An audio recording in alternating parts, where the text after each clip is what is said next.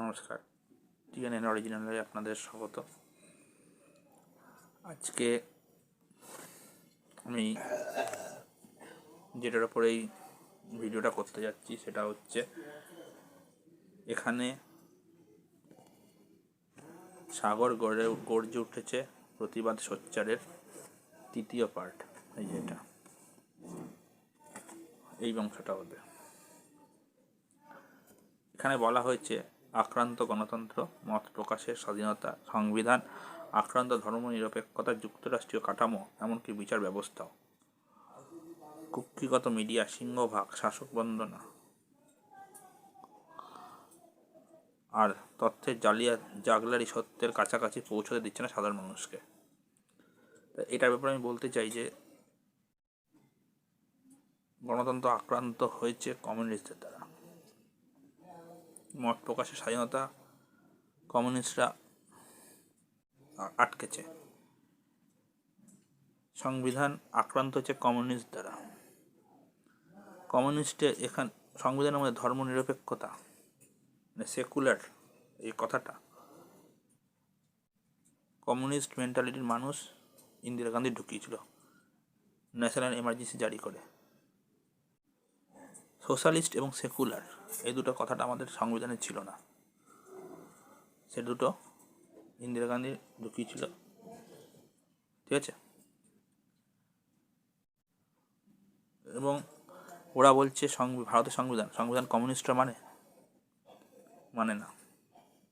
তার কারণ হচ্ছে এরাই ভারত যখন চীনের দ্বারা আক্রান্ত ছিল তখন এরা বলেছিল না, ভারতবর্ষকে আমরা কোনো সাপোর্ট করবো না, আমরা করবো চীনকে। চীনের সংবিধান মানে এরা। ঠিক আছে, যুক্তরাষ্ট্রীয় কাঠামোটাও এরা মানে না। মানুষকে ভোট দিতে দিত না এরা, ভোট বয়কট এরা করতো। মিডিয়া সিংহভাগও এদের আন্ডারে দখল ছিল একটা সময়। প্রিন্ট, দ্য হিন্দু, বাংলাতে 24 ঘন্টা সংবাদ মাধ্যম, এগুলো সবই কমিউনিস্ট দ্বারা কন্ট্রোল হতো, অ্যান্টি ন্যাশনালিস্টদের দ্বারা কন্ট্রোল হতো। এখন যেটা তৃণমূল বা সিপিএমের দ্বারা, তৃণমূল বা কংগ্রেসের দ্বারা কন্ট্রোল হচ্ছে, এর বেশি ভারতীয়দের অরিজিনাল ভারতীয় দরিদ্রদের কখনো এরা উঠতে দিত না। ভারতবর্ষ একটি শক্তিশালী রাষ্ট্রে পরিণত হোক সেটা এরা কোনোদিনও চায়নি। তার কারণ এদের পিছনে জর্জ সরোজের বিশাল বড় ফান্ডিং এখন ধরা পড়ছে। চুরি কোন ধর্ম নিরপেক্ষ? ডিএমকে কোন ধর্মনিরপেক্ষ? ধর্মনিরপেক্ষতা অজুহাত দিচ্ছ, চীনে কি ধর্মনিরপেক্ষতা চলছে নাকি? আমাদের তিব্বত রাষ্ট্রটা দখল করেছো কেন? তোমাদের কমিউনিস্ট চায়না দখল করেছে। উদ্ধার আমরা করব, আজকে না হয় কাল। কারণ কৈলাস মানসরোবর আমাদের হিন্দুদের পবিত্র ধর্মপীঠস্থান। ওখানে তীর্থ করতে যাওয়া প্রত্যেকটি হিন্দু সনাতনীর জন্মগত অধিকার, ওটা আমাদের দরকার। এর কমিউনিস্টরা ছিনিয়ে নিয়েছে। যাই হোক, শাসক বন্দনা তখনকার দিনেও করেছে, এখনও করছে, নতুন কিছু নয়। আজকের ঘটনা,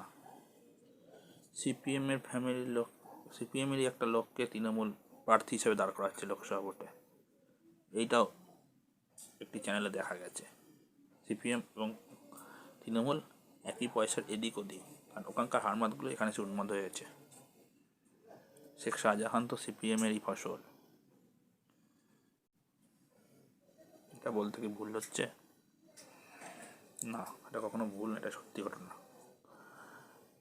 জোর করে বলতে হয় না, এটা সত্যি ঘটনা। নারীদের সম্ভ্রম নষ্ট সিপিএমও করেছে। পার্টি অফিসে ডেকে কী হতো সবাই জানে।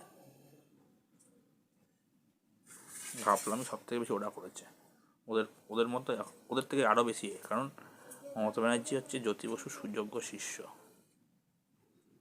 সুযোগ্য ছাত্রী।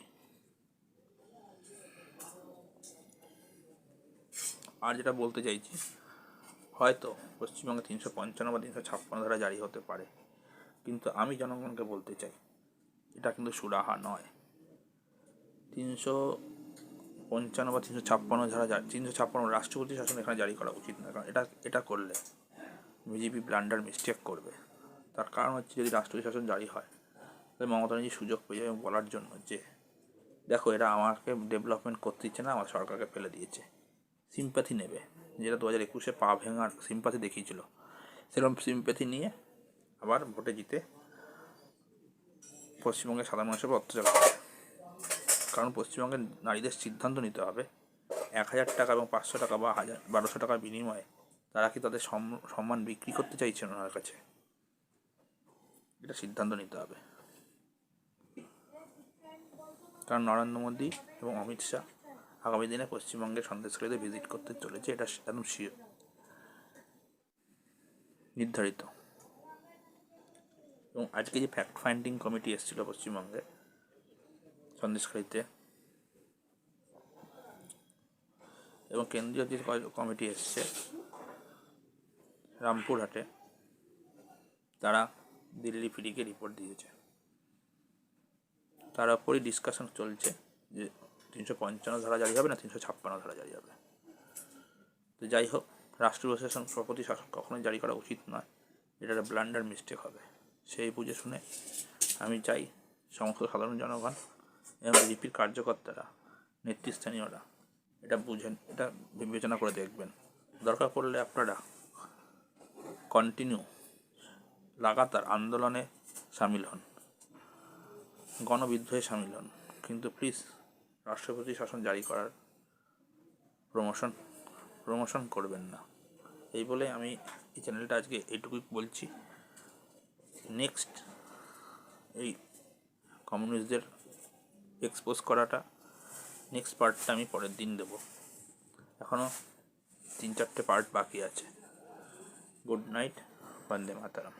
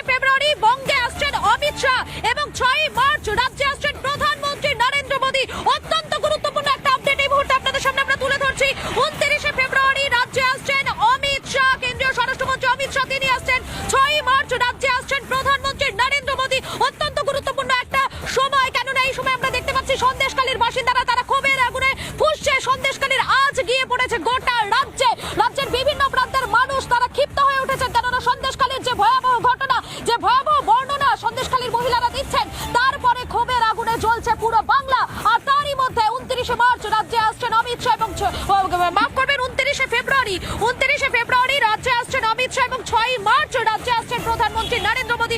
অত্যন্ত গুরুত্বপূর্ণ একটা সময়, যে সময় দাঁড়িয়ে সন্দেশখালীর বাসিন্দারা তারা কার্যত বলছেন যে তারা দিনের পর দিন অত্যাচার সহ্য করেছেন, তাদের উপর শেখ শাহজাহান এবং তার সঙ্গীরা অত্যাচার চালিয়েছে, দিনের পর দিন তাদের উপর অত্যাচার করা হয়েছে। এবং এই মুহূর্তে দাঁড়িয়ে যে সময় রাজ্যে আসছেন অমিত শাহ এবং নরেন্দ্র মোদী, সেই সময় দাঁড়িয়ে ক্ষোভের আগুনে ফুঁসছে পুরো সন্দেশখালী এবং সেই সন্দেশখালী ঢোকার মুখে বারবার বাধা পেতে হচ্ছে বিরোধীদের, এমনকি কেন্দ্রীয় মন্ত্রীকে পর্যন্ত ধাক্কা দেওয়া হয়েছে। সেই সময় দাঁড়িয়ে রাজ্য সফরে আসছেন অমিত শাহ এবং নরেন্দ্র মোদী, অত্যন্ত গুরুত্বপূর্ণ একটা সময়।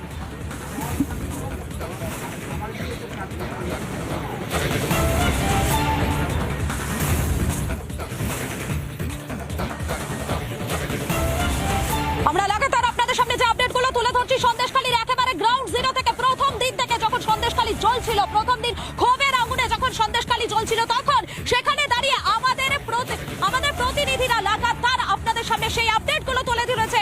সেখানকার মা বোনেদের যে কান্না, সেই কান্নার ছবিটা আপনাদের সামনে তুলে ধরেছে, তাদের সমস্ত অভিযোগ আপনাদের সামনে রিপাবলিক বাংলা একেবারে গ্রাউন্ড জিরোতে দাঁড়িয়ে সেই ছবিগুলো তুলে ধরেছে।